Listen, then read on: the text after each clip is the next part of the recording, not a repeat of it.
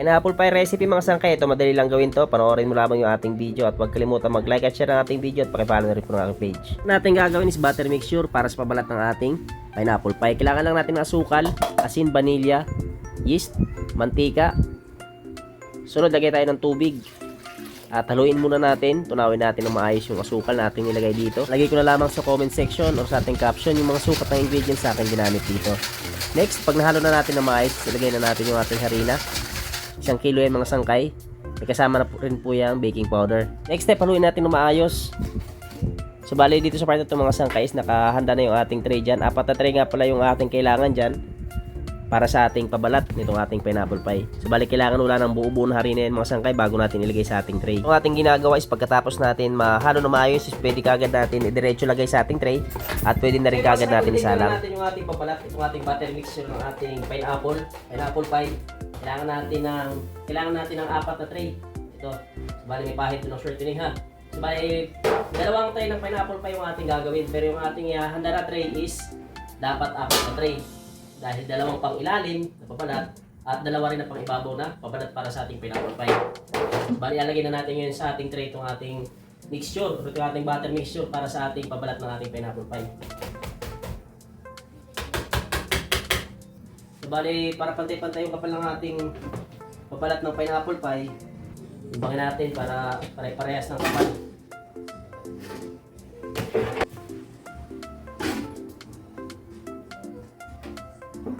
Next, sa paglalagay na natin sa ating tray, pantayin natin yung mixture sa ating tray. Siyempre, huwag natin nakayaan na nakaganyan lang. Bali ito mga sangkay, kapag naipantay na natin to, is pwede na kagad natin isalang. So, bali unahin natin gagawin yung ating yung ating pabalat bago tayo gumawa ng filling ng ating pineapple pie. At ayun mga sangkay, kagaya ng nasabi ko, kapag naayos na natin paglagay ng ating mixture sa ating mga tray, is ready na po ito kagad para isalang ha. At sa pagluluto naman ito mga sangkay, saglit lamang ito. Init ang ating oven, 180 degrees Celsius. At ilang tama, lakas na kapit lamang yung aking ginamit. Saglit lang ito mga sangkay dahil manipis lamang itong ating pabalat ng ating pineapple pie. Kaya wag na wag niyo pong kakaligtaan ito ha. Masunog. So bali after 10 minutes mga sangkay sa angat ko, dito ko naantay maluto sa taas. Bali ulit ko mga sangkay ha, after 10 minutes mula ng ating sinalang, isa-angat ko. At dito ko naantay maluto sa taas. Bali ang purpose ito mga sangkay na pag-angat natin para hindi masunog yung ilalim ng ating pabalat.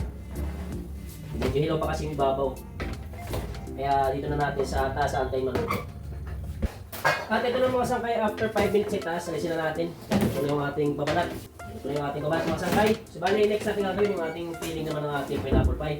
Yan, pagkatapos natin magawa yung pabalat ng ating pineapple pie, next na natin yung ating palaman naman ng ating pineapple pie. So bali kailangan bago maluto yung ating pineapple pie, yung filling dapat malamig na itong ating pabalat ha. Pagluluto natin ng filling ng pineapple pie, kailangan natin kawali. Maglagay tayo ng tubig. Sunod, gumamit ako ng tang pineapple. 1 pack yung ating nilagay dyan. Haluin natin ng bahagya.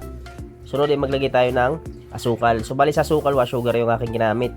Pero pwede naman kayong gumamit ng white sugar kung gusto nyo sangkay. Haluin natin at maglagay tayo ng food color, egg yellow. At maglagay na rin tayo ng margarine. Kailangan din natin ng planggana na may tubig.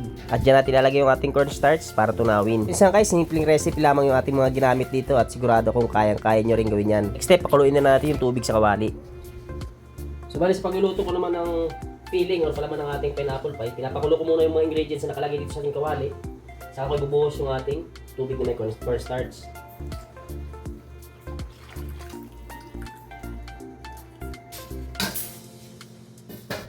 Yan, at haluin lamang po natin hanggang sa maluto itong ating palaman ng ating pineapple pie. Yan, sa mga magsasabi po na bakit walang pinya na nilagay, bali na sa inyo na lamang po kung sakaling gusto nyo gumawa nito. Nandiyan naman po yung ating proseso, is pwede naman po kayo mag-add ng pinya kung gusto nyo lagyan ng pinya. At para naman sa mga sukat na mga ingredients sa aking ginamit dito, puntahan nyo lamang po sa ating caption or sa ating comment section. So bali ilalagay ko ng mga sangkay is pang 1 tray lamang po. So itong aking ginawa is 2 tray. Ang ilalagay ko pong recipe is pang 1 tray lamang ha. So kapag naluto na natin yung ating pineapple pie, yung ating filling, is diretso na natin lagay sa ating tray na may pabalat.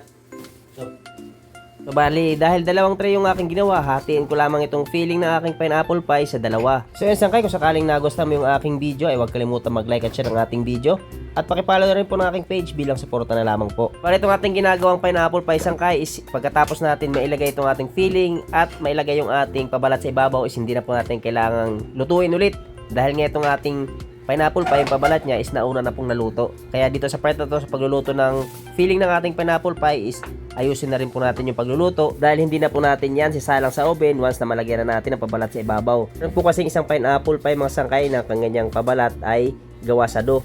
So bali ilalagay yun dyan sa ating pineapple pie sa tray, isilaw pa po yung ating pabalat. Kaya pagkatapos yung mailagay nun sa tray is isasalang pa ulit para maluto yung pabalat ng pineapple pie. So bali dito naman sa ating ginawa ngayon is una nating niluto yung ating pabalat dahil gumamit tayo ng butter mixture. Bali dahil luto na yung ating pabalat, luto na yung ating palaman, so bali aantayin na lamang natin yan lumamig hanggang sa pwede na nating i-slice yung ating pineapple pie. Hindi na natin kailangan itong ibalik sa oven or lutuin. So bali dito sa part na to is pinapantay na lang natin yung filling dito sa ating tray bago natin ilagay yung natitirang dalawang tray ng pabalat para dyan sa ibabaw ng ating pineapple pie. At eto na nga mga sangkay, lalagyan na natin yung pabalat. Yan, dahan-dahan lang para hindi mapunit. Alali lang din sa paghagis para hindi mapunit. At ipapatong na natin yan dyan sa ibabaw. So ganyan lang kasimple yung paggawa ng ating pineapple pie. So bali palalamigin muna natin yan bago natin i-slice. At kapag malamig na yung ating pineapple pie, isa ito ililipat na natin na nalagyan para ma-slice na po natin. So ganyan lang kadali mga sangkay ha, panoorin nyo lamang yung ating proseso, lalong-lalo na kung wala ka pa kayong idea kung paano ginawa ang isang tinapay o ang isang recipe. So bali pwede nyo itong gawin para pang negosyo, wag nyo lang kakalimutan na mag-posting, lalong-lalo na po ngayon. Napakamahal ng mga kailangang bilhin para makagawa tayo ng tinapay. At syempre pwede mo rin itong gawin para pang merienda. At ito na yung ating finished product. So ayan, kain tayo mga sangkay, merienda muna tayo. Don't forget to like, share, and follow my page. Thank you for watching.